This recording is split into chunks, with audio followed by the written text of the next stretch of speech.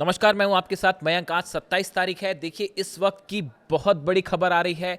Israel में सेड्रट इलाके में 2 केमिकल फैक्ट्रीज में आग लगी है और आग की लपटें काफी दूर तक देखी जा सकती हैं, धुआं देखा जा सकता है और यहां पर राहत बचाव कार्य जारी है। लेकिन इस आग लगने के बाद इस पूरे इलाके में, इजराइल में जो खबर फैली वो इस तरह की खबरें फैलने लगी कि यहां पर बड़ा धमाका हुआ है और यह कहा जाने लगा कि क्या यहां पर ड्रोन स्ट्राइक हुई है।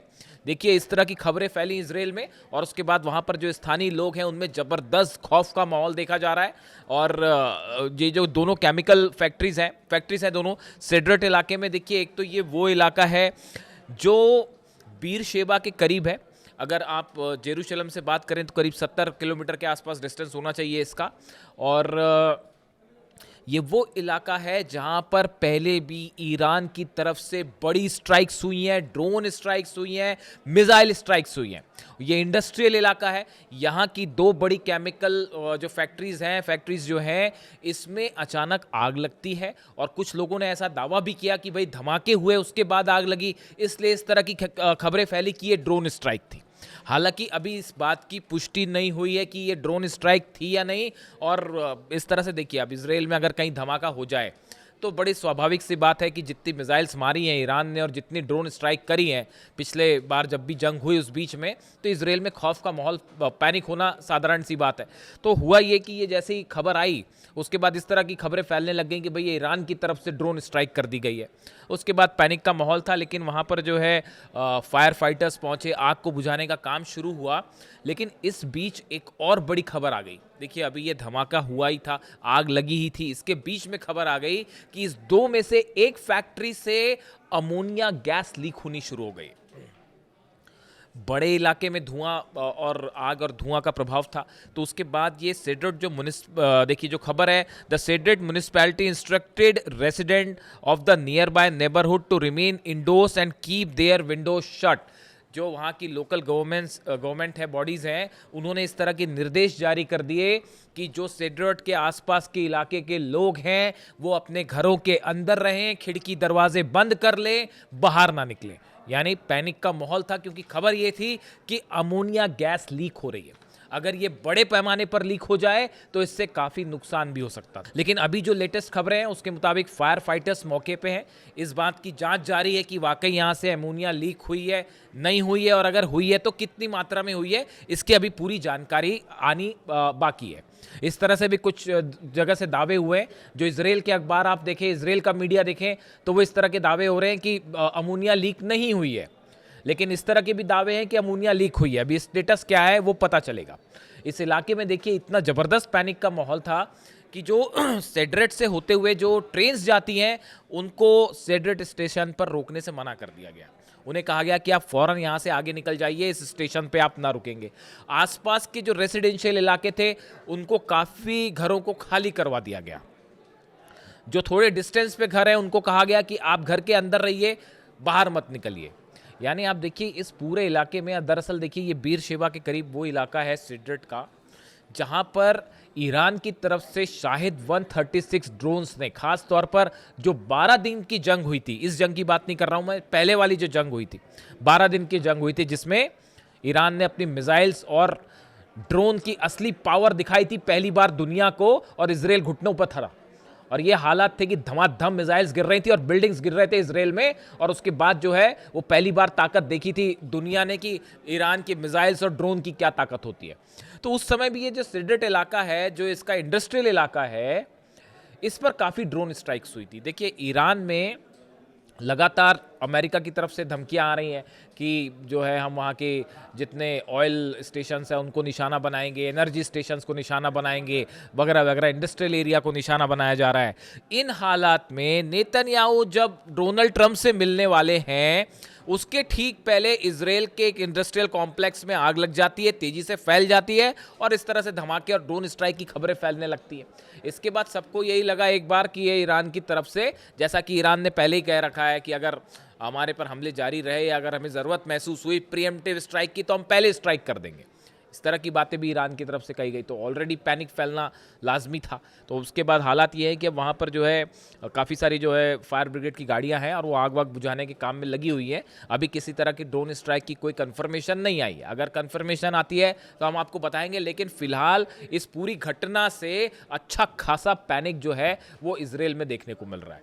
अब देखिए, इसी बीच एक और बड़ी खबर है, मैं अगले वीडियो में इसकी चर्चा करूंगा आपसे, कि इराक में जो स्ट्राइक्स की गई हैं खासतौर पर इरबिल में ईरान की तरफ से, वहाँ इराक में अभी भी हमले जारी हैं, वहाँ पे अभी भी जो है वो दुश्मनों के खिलाफ ईरान की कार्रवाई जारी है।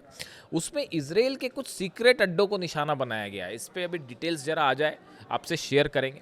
और इस बीच देखिए, जो खबर है ही कि नेतन्याहू और डोनाल्ड ट्रंप की मुलाकात होने वाली है, इस पर पूरी दुनिया की नज़रें हैं कि डोनाल्ड ट्रंप और नेतन्याहू की मुलाकात में क्या होता है। पिछली बार भी जब हमले हुए थे ईरान पे, जंग शुरू हुई थी, तो उसके पहले दोनों की मुलाकात हुई थी। अब बड़े सारे ऑप्शंस जो हैं इसकी अमेरिका की मीडिया आपस में चर्चा कर रही है। ईरान की तरफ से साफ है स्टेटस, आप मिलिए मत मिलिए, जो करना है करिए, ईरान का जवाब तैयार है। हमला करोगे तो हमला मिलेगा, बातचीत करोगे तो बातचीत मिलेगी। जैसा चाहता है अमेरिका, जैसा चाहता है इजराइल, उसको वैसा जवाब दिया जाएगा। ईरान का स्टेटस बिल्कुल क्लियर है। वो अभी तो जवाब यूक्रेन को देने की हो रही है, क्योंकि कैस्पियन सागर में जो हमला किया है अभी तैयारी उसकी चल रही है। वो खुर्रम शहर 4 कभी भी फायर हो सकती है। जवाब जरूर मिलेगा यूक्रेन को, ये बात तो तय है। अब देखिए, इस बीच जो खबर है, 2-3 ऑप्शंस जो हैं जिस पर विचार हो रहे हैं।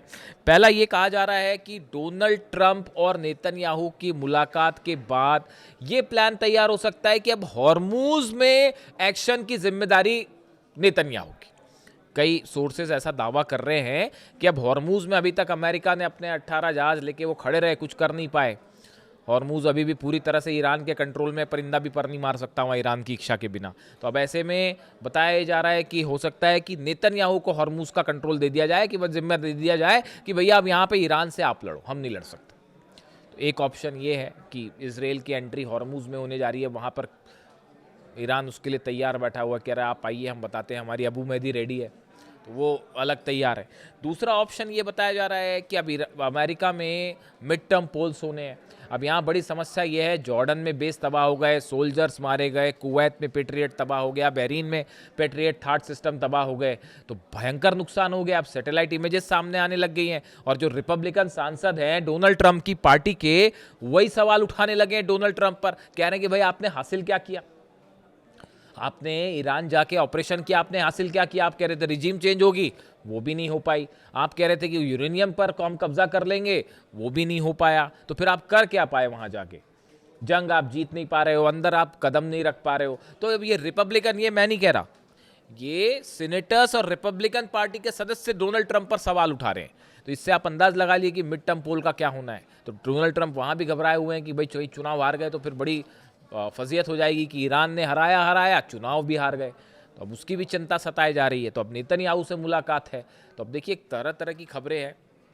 लेकिन इस बीच एक बड़ी जो गौर करने वाली बात यह है, अमेरिका के जो फाइटर जेट्स हैं, हथियार हैं, इन सबका प्लेसमेंट, लोकेशंस और मूवमेंट बाकायदा जारी है। मतलब वो कहने की बात वही है कि डोनाल्ड ट्रंप ने जैसे ही ये कहा कि साहब अभी हम फिलहाल मैं ईरान पर हमला नहीं करूंगा, जैसे ही डोनाल्ड ट्रंप का ये विचार सामने आया, उनकी ये बात सामने आई कि डोनाल्ड ट्रंप ये कह रहे हैं कि अभी फिलहाल जो है ऑपरेशन सस्पेंड है, मैं ईरान पे हमला नहीं करूंगा, वैसे ही ईरान ने जो है वो हमले की दुगनी तैयारी शुरू कर दी कि अब जरूर हमला होगा।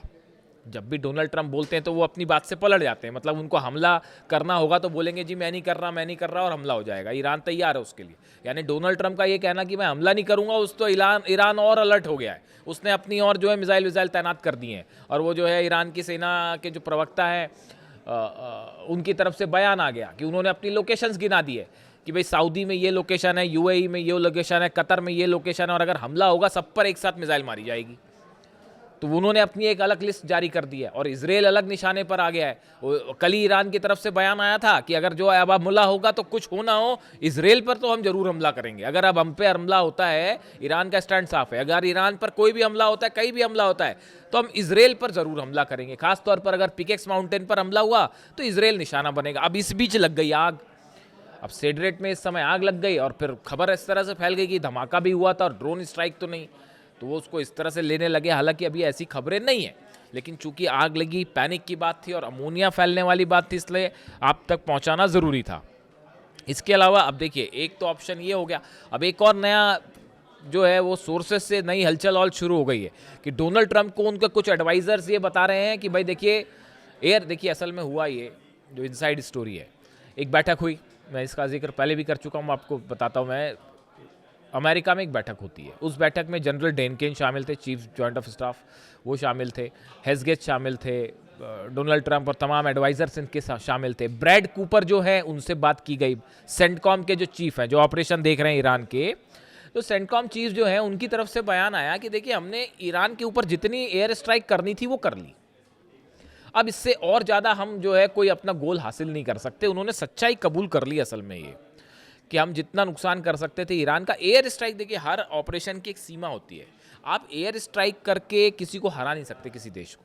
तो अमेरिका का वो ब्रैड कूपर का कहना है ऐसा है, हमने जितनी एयर स्ट्राइक करनी थी वो कर लिया, अब हम ईरान को और एयर स्ट्राइक करके हम कुछ हासिल नहीं करेंगे।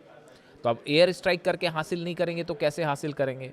तो फिर उसका एक ही ऑप्शन बचता है, ग्राउंड ऑपरेशन करिए, सोल्जर्स को अंदर ले जाइए। डोनाल्ड ट्रंप ने आज वो एक और फिर डाल दिया पोस्ट, एक तो वो B-2 बॉम्बर के साथ दिखाई दे गए और फिर खार्ग आइलैंड पर हमला करते हुए एक सोशल मीडिया पे पोस्ट डाल दी।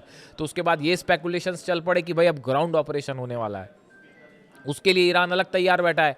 एक भी कदम रखेगा सैनिक तो वो उसने अपनी प्लानिंग कर रखी है, ग्राउंड ऑपरेशन का बदला ग्राउंड ऑपरेशन। इधर से अमेरिका की सेना घुसेगी, उधर ईरान की सेना जवाब तो देगी, वो लड़ेंगे, वो तो अलग होगी मारकाट, लेकिन उसके बाद ईरान की सेना भी कहीं भी घुस सकती है साहब, ये इस बात को भी समझ लीजिए। पता चला इराक पे कब्जा कर लिया, घुस गए अंदर, कुवैत में घुस गए अंदर, कुछ भी हो सकता है।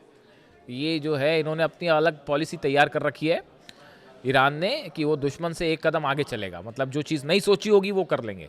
इस तरह की खबरें थी भी पहले कि अब जो ग्राउंड ऑपरेशन बार बार जो अमेरिका करता है, ग्राउंड ऑपरेशन, इस बार ईरान की सेना ने भी ग्राउंड ऑपरेशन का प्लान तैयार कर रखा है कि कैसे घुस के मिलिट्री अड्डों पर कब्जा किया जाए अमेरिका के, इसका प्लान भी तैयार है।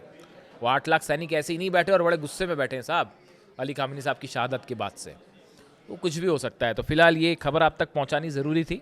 इससे जुड़ा जो भी अपडेट होगा, नेतन्याहू और ट्रंप की मुलाकात पर हमारी खास नज़र रहेगी। वॉशिंगटन से देखते हैं क्या निकल के आता है, जो भी अपडेट होगा आप तक पहुंचाएंगे। Thank you so much.